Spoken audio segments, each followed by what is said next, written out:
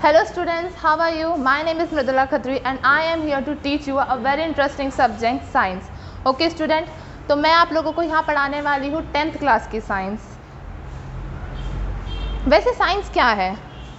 Science है क्या? Science is a question mark. हम क्यों पढ़ते हैं साइंस? साइंस का मतलब ही होता है क्यों। ओके स्टूडेंट्स, क्यों है ये चीज़ें, है ना? तो हम यही चीज़ यहाँ पे समझेंगे कि क्यों है ये चीज़ें। साइंस कुछ नहीं है बच्चों, इतना तो हवा बनाते हो ना आप लोग, oh my God what is science. Science is very easy subject, बस आपको समझना पड़ेगा। जब आप समझ जाओगे तब आपको पता चल जाएगा साइंस कुछ नहीं है। तो जैसे कि हम 10th क्लास की बात करें, ये 10th क्लास की साइंस है। 10th क्लास की साइंस की बुक में बेसिकली 16 चैप्टर दिए गए। आप लोगों की बुक में 16 चैप्टर यहाँ पे दिए गए हैं। तो हमने इसे 3 पार्ट्स में डिवाइड कर लिया है। First is physics, second is chemistry and third is biology. Okay, तो फिज़िक्स में देखा जाए तो फिज़िक्स में आपके 5 चैप्टर्स आते हैं, देन केमिस्ट्री में आपके 5 चैप्टर्स आते हैं, देन बायोलॉजी में आपके 5 चैप्टर्स आते हैं। मैं यहाँ आपको इन सब का इंट्रोडक्शन दे देती हूँ शॉर्ट में। ओके स्टूडेंट्स, तो फिज़िक्स की बात की जाए तो फिज़िक्स में आपका पहला चैप्टर आता है लाइट, रिफ्रैक्शन एंड रिफ्लेक्शन। ठीक है, तो यहाँ इस चैप्टर में हम पढ़ेंगे लाइट क्या है, लाइट के टाइप्स क्या है, रिफ्लेक्शन क्या होता है, रिफ्रैक्शन क्या होता है, ये सब चीज़ें हम इसमें पढ़ेंगे इस वाले चैप्टर में। देन आता है आपका human I and the colourful world. ये बायोलॉजी और फिज़िक्स का मिक्सचर चैप्टर है। तो इसके अंदर हम पढ़ेंगे कि ह्यूमन आई के ऊपर जब लाइट फोकस होती है तो हमारी आइज़ कैसे इमेज फॉर्म करती है। ओके स्टूडेंट्स, तो थर्ड आपका आता है इलेक्ट्रिसिटी। इलेक्ट्रिसिटी आप सब जानते हैं, जो हमारे घरों में आती है, जिससे हमारे ये रोज़ के अप्लाइंसेस रन होते हैं, इसके बारे में हम यहाँ पढ़ेंगे। फोर्थ है magnetic effects of electric current. Electricity के साथ साथ हमारे सराउंडिंग में एक मैग्नेटिक फील्ड भी क्रिएट होती है।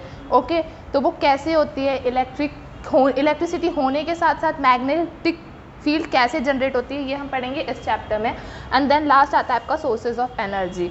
सोर्सेज ऑफ एनर्जी आप लोग इससे पहले वाली क्लासेस में भी पढ़ चुके होंगे, पर यहाँ हम उसे डिटेल में समझेंगे। ओके स्टूडेंट्स, देन आता है आपका केमिस्ट्री। केमिस्ट्री बेसिकली बच्चों को हार्ड लगता है जैसे फिज़िक्स लगता है, but it's very easy. Okay, तो हम पहला चैप्टर इसके अंदर स्टार्ट करेंगे, chemical reaction and equation. Chemical reaction में हम रिएक्शंस पढ़ेंगे, उससे इक्वेशन जो हमारी बनाई गई है हम वो पढ़ेंगे। केमिकल रिएक्शन क्या होता है, लाइक पेपर लो, पेपर को जला दो, पेपर के अंदर जो रिएक्शन हुई जलने के बाद उसे ही तो हम केमिकल रिएक्शन कहते हैं, है ना स्टूडेंट्स। देन हम पढ़ेंगे एसिड, बेसिस, सॉल्ट।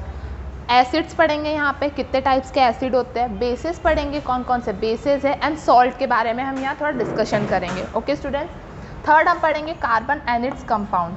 कार्बन सबको पता है होता क्या है, ठीक है, तो उसी से रिलेटेड हम उसके कंपाउंड्स के बारे में यहाँ पे डिटेल डिस्कस करने वाले हैं आगे वाले लेक्चर्स में। देन हम पढ़ेंगे metals and non metals. Metals like हमारा आयरन हो गया, एल्यूमिनियम हो गया, ये सब हमारे मेटल्स है। ओके, और नॉन मेटल्स के बारे में भी हम यहाँ डिस्कशन करने वाले हैं। देन हम पढ़ेंगे सबसे important cheese, periodic classification of elements. जो बच्चे इन फ्यूचर 10th के बाद 11th 12th में PCM या PCB अपना करियर ऑप्शन चॉइस करेंगे, उनके लिए बहुत इंपॉर्टेंट है पीरियोडिक क्लासिफिकेशन वाला चैप्टर, क्योंकि यहाँ से आपके बहुत सारे क्वेश्चंस आते हैं आगे प्रीवियस क्लासेस में। ओके स्टूडेंट्स, देन सबसे फेवरेट सब्जेक्ट आता है स्टूडेंट का बायोलॉजी। बायोलॉजी किसका फेवरेट नहीं होगा, वो तो जान ही लो आप सब स्टूडेंट्स। बायोलॉजी में हम सबसे पहला चैप्टर डिस्कस करेंगे life process. What our life process? सबको पता है जो हमारे सर्वाइवल के लिए हमारी बॉडी में प्रोसेसेस हो रही है वही तो हमारी लाइफ प्रोसेस है, ठीक है। देन हम सेकेंड चैप्टर स्टार्ट करेंगे, कंट्रोल एंड कोऑर्डिनेशन। ये वाला चैप्टर आपका पूरा दिमाग से रिलेटेड है, ब्रेन से रिलेटेड है। ओके स्टूडेंट्स, ये वाला चैप्टर आपको इन फ्यूचर 11th 12th में भी देखने को मिल सकता है अगर आप PCB और PCB लेंगे तो। ओके स्टूडेंट्स, देन आपका आता है हेरिडिटी एंड इवोल्यूशन। हेरिडिटी क्या है, जो हमारे अंदर चीज़ें हैं वही हमारे आने वाले ऑफस्प्रिंग में होगी। जो कैरेक्टरिस्टिक्स हमारे अंदर है वो आने वाले ऑफस्प्रिंग्स के अंदर होंगे। जो ये ट्रांसमिशन होता है ना हमारे बीच, उसी को हम कहते हैं हेरिडिटी। और इवोल्यूशन, बंदर से इंसान बना ना, उसी को कहते हैं इवोल्यूशन। ओके स्टूडेंट्स, देन आएंगे हम आवर इन्वायरमेंट पे। आवर इन्वायरमेंट में हम पढ़ेंगे कि हमारे इन्वायरमेंट में किस टाइप से चीज़ें हैं, ओके। इन्वायरमेंट से रिलेटेड चीज़ें हम यहाँ पे डिस्कस करेंगे। देन हम लास्ट चैप्टर आएंगे मैनेजमेंट ऑफ नेचुरल रिसोर्सेज। हमारे इन्वायरमेंट में जो भी नेचुरल रिसोर्सेज है हम उसे किस तरह से कंजर्व करके रख सकते हैं। अभी आप देख रहे होंगे प्रेजेंट टाइम में बहुत सारे नेचुरल रिसोर्सेज ख़त्म होते जा रहे हैं, ठीक है। तो हम यहाँ पे पढ़ेंगे कि कैसे हम उसे कंजर्व करके रख सकते हैं आने वाली जनरेशन के लिए, इन फ्यूचर के लिए। Okay students.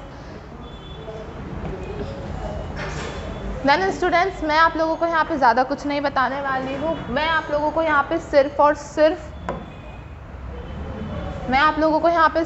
सिर्फ लाइफ प्रोसेस के बारे में जो आपके बुक में कंटेंट दिया है उसको शॉर्ट वे में डिस्क्राइब कर रही हूँ, क्योंकि आने वाले लेक्चर में आपको फुल डिस्क्रिप्शन मिलेगा इस चैप्टर का। Okay students, then start. सबसे पहले लाइफ प्रोसेस में हम पढ़ेंगे व्हाट आर लाइफ प्रोसेस। सबसे पहले हम क्या पढ़ने वाले हैं students? What our life process. Life process क्या है students? Life process biological processes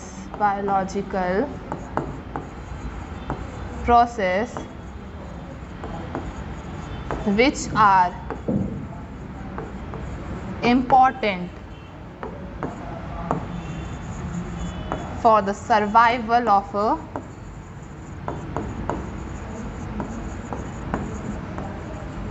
human being। वो सारी बायोलॉजिकल प्रोसेस जो एक ह्यूमन बीइंग के लिए ज़रूरी है, एक ह्यूमन बीइंग के सर्वाइवल के लिए जो प्रोसेस हमारी बॉडी में हो रही है, जो ज़रूरी है, उसे ही हम कहते हैं life process. Okay students. Then second हम पढ़ेंगे process which are required for our survival. कौन कौन सी ऐसी मेन प्रोसेसेस है जो हमारी बॉडी के लिए या हमारे सर्वाइवल के लिए बहुत ज़्यादा इम्पॉर्टेंट है। ओके। देन उसमें फर्स्ट आता है न्यूट्रिशन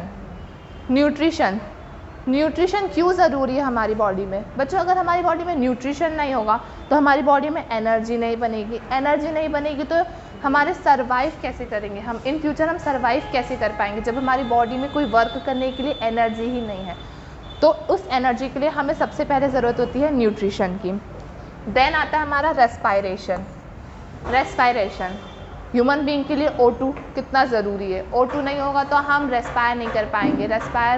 रेस्पायरेशन का मीनिंग होता है कि हमारी बॉडी में जो हमने न्यूट्रिशन के थ्रू जो ग्लूकोज लिया है उसका जब हम O2 के साथ रिएक्शन करवाते हैं तो यहाँ हमें मिलता है CO2 plus water plus energy. Okay students.